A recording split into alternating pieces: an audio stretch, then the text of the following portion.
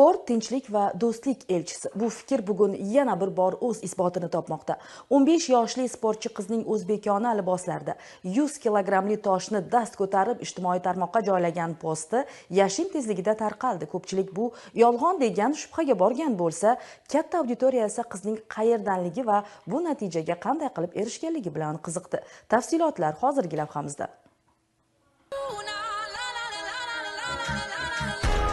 Qisqa 3 kun ichida ijtimoiy tarmoqlarda millionlab quloqlar hamda izohlarga ega bo'lgan o'sha videodagi qahramon polvon o'zbek qizini topdik.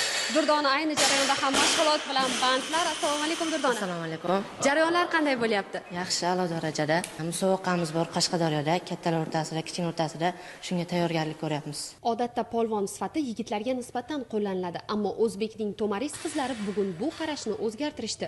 Peshku tuman olimpiya va milliy sport turlari bo'yicha davlat ixtisoslashtirilgan maktab internatining 8-sinf o'quvchisi polvon qiz Durdona ham asli samarqandlik bo'lsa-da, sportdagi ilk qadamini 12 yoshida aynan Buxoroda boshlagan.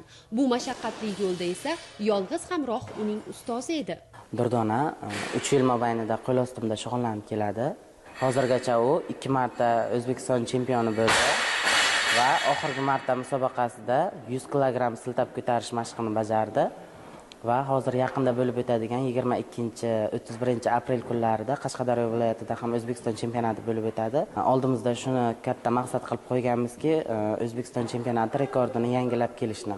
Post izohlarda ko'pchilik o'zbekning matonatli bu qiziga tahsinlar aytib, hali katta marralarni egallashga qodirligini ta'kidlagan bo'lsa, ayrim fikr egalari nozik xilqatning og'ir sportdagi mashaqqati haqida qayg'urgan. Bu borada Durdonaning o'zi va yaqinlari ham uzoq ikkilanishganligini aytadi.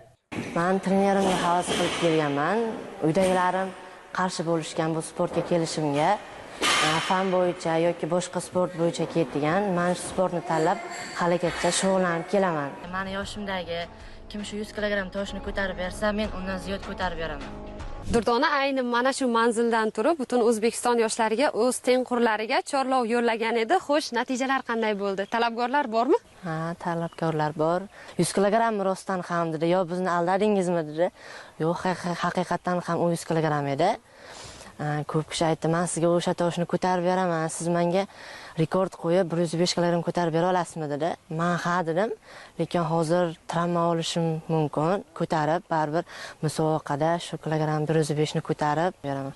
Ajoyib, demak barcha savollarga, so'rovlarga javob musobaqada bo'ladi. Biz esa 15 yoshli o'zbekning to'maris qiziga kelgusi ishlarda zafarlar tilaymiz.